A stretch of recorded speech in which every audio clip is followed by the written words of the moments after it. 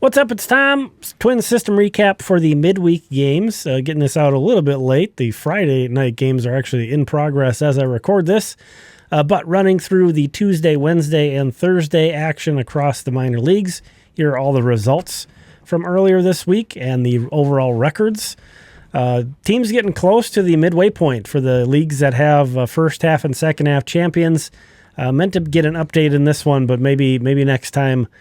For the weekend recap, we'll circle back to that. News and notes, there's a bunch of promotions, injuries, and movement. I think probably the biggest noteworthy ones are Cole Sands is on a rehab assignment with the Saints. Charlie Soto finally pitched again for Fort Myers. We'll take another look at that in a moment. Adrian Bajorquez went on rehab with the FCL Twins, so I had no clue how long he was going to be out for. So that's great to see. He's working his way back to Cedar Rapids. So good news there. Bad news, Ricardo Olivar suffered a pretty nasty-looking leg injury, knee injury while running the bases. He was on the injured list. He's been transferred to the 60-day.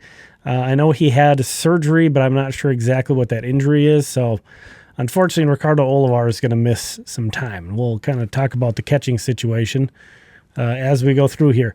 3 stars of Tuesday, just getting right into it. Jay Thomason of the Colonels, 2 for 3 with a homer and 2 walks, also stole 3 bases. I think the Colonels stole 8 bases. I think I have a note on that later, but they were running like crazy on Tuesday. Jay Thomason picking up 3 steals. This guy in the last 4 weeks has a 975 OPS with more walks than strikeouts. So a little bit old for the level, too, so look for Jay Thomason to potentially be getting a promotion before too long. Second star, Merritt Jones, 5 innings pitched, give up 8 hits and 2 walks, so lots of traffic, but 8 strikeouts over 5 innings for Merritt Jones. He had 14 whiffs and threw about 70% of his pitches for strikes, so an impressive outing for him. First star, though, Royce Lewis. You probably heard of that guy before. 2 for 4 with a couple homers for the Saints. He's just been on fire. Don't really have much more to say beyond that, but it's good to see him gaining momentum. I think Byron Buxton said that they're all paying attention, and the biggest thing that they want right now is positivity, and Royce is getting that. So good deal. Tuesday's honorable mentions. And yes, I did note that. The Colonels went 8 for 8 on stolen bases in that game. Pretty crazy. But let's see. Enrique Jimenez was the guy I wanted to talk about. He went 3 for 3 with 2 walks, so reaching all 5. He's another guy that suffered an injury recently, but it was not. He had to exit in the middle of a game while he was catching, but it was not serious. Luckily, he's back out there. Between this year and last year for Fort Myers, 29 total games, he has a 462 OBP and an OPS north of 1,000, does Enrique Jimenez. So he's been really fun since joining the org. Let's move on to Wednesday, and the third star is Jason Reitz, who leads the system in height. Jason Reitz leads the system in height. That's how you can remember that it's right and not Reitz. Or Reitz, excuse me. I'm trying to avoid saying that. So anyway, he threw 3 perfect innings with 3 strikeouts for Fort Myers. He only needed 33 pitches to go through 3 innings, through 72% of his strikes. That's really my biggest concern with him is walks, strike throwing. So that is such an encouraging outing for him. Second star, Yasser Mercedes of the Colonels, a big game, 3 for 4 with a homer and a steal.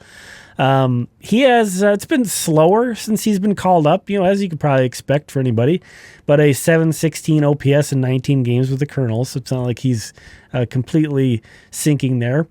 And then first star, catcher, Andrew Cassetti. Mentioned, we know Ryan Jeffers is out right now for the Twins.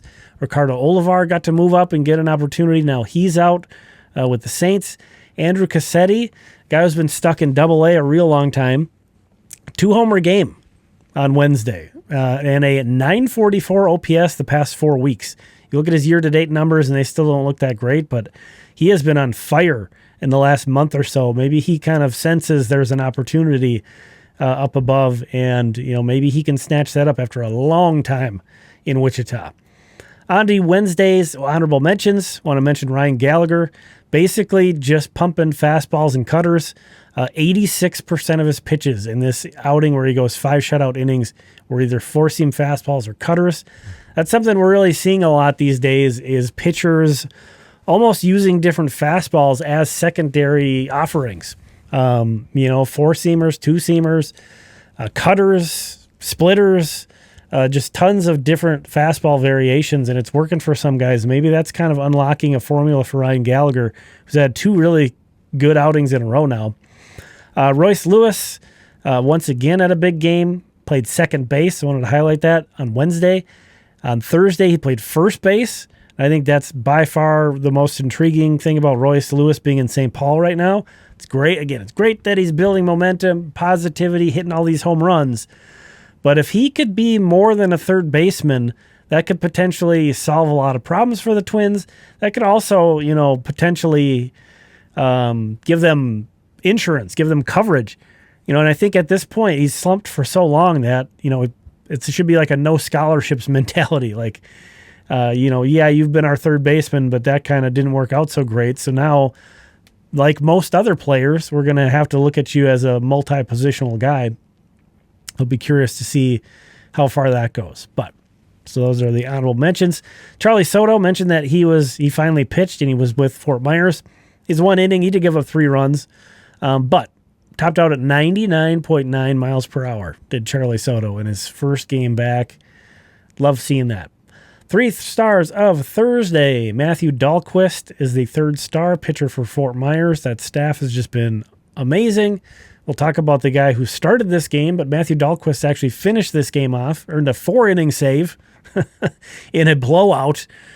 So kind of odd when you see those, but only topped out at 91.8 miles per hour. 91.8 is the max velo from Dalquist in this outing, but 4 perfect innings, managed to strike out 5 guys still, threw the first pitch strike to 10 of the 13 batters he faced. So, he's throwing below the speed limit. Some guys can get away with that, but, we're going to have to look for him to bump up his velo at some point, which some guys do. You get into pro ball, you get better instruction, you get coaching that maybe identifies some ways you can improve your velocity. You probably get a lot of training tips on how to build strength. So a lot of guys through the Twins system, and I'm sure all systems have, even college guys have been able to add a lot of velocity as they've been in pro ball.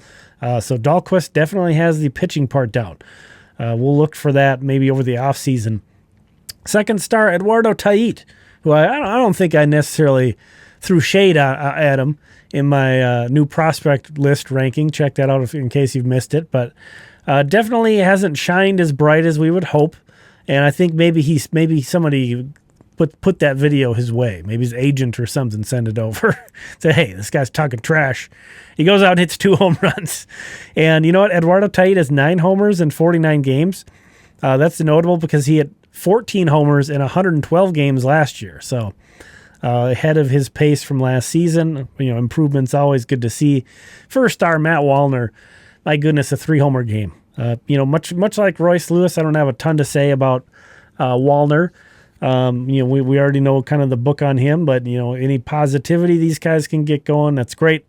They still have to iron out a lot of the warts in their game, but baby steps, right? Here are Thursday's honorable mentions. Some big games from guys that just didn't get into that star breakdown, but it was a crowded day yesterday. Again, Justin Mitrovich was the guy who started in front of Matthew Dalquist and was nearly as good. 5 shutout innings with 5 strikeouts. Mitrovich, 6 games so far this season, 20 2/3 innings pitched. He has a 0.87 ERA, a 0.97 whip, and 27 strikeouts in 20 2/3 innings with 8 walks. So Mitrovich, really eye-catching, a 9th-round pick from last year's draft. The pitchers in that draft are just dominating in Fort Myers. It's super impressive. Mitrovich, I've enjoyed watching him pitch. His changeup, I think, is really good. His slider in this outing was really good as well. So he's certainly one to watch. real funky delivery. I think that gives hitters a hard time as well. Quentin Young, also want to call out, he had a big game, double, a triple, and a 3-hit night for him. So, tallying it all up, the star scoreboard for the year as we turn over a new page. Kalen Culpepper still atop the list. Ben Ross kind of creeping up. Eli Jones, the top pitcher. Hendry Mendez on this crazy run. Billy Amick really pushed himself forward last month. There is the top 10, but I want to share the pitchers year to date because it's been a bit tougher for pitchers to get in. There's just not a lot of long outings in the minor leagues. That's always true. I think it might be a little bit more true this year, maybe. I don't know if that's just sort of me. I haven't dug into the numbers. That might just be sort of not founded on anything. But Eli Jones is the one guy he leads the system in innings. He's consistently pitched deep into games. So, deep as 5 innings or more. Keep that in mind, the scale.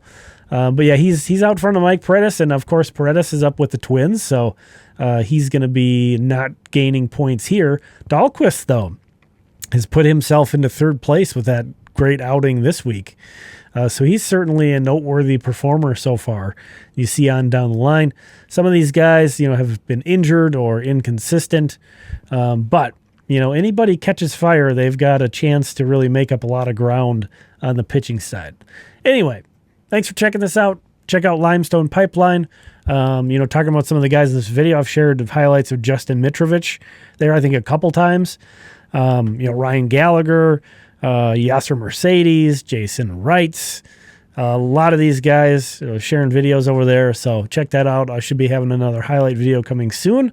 Thank you for checking this one out. I appreciate you. We'll talk again soon.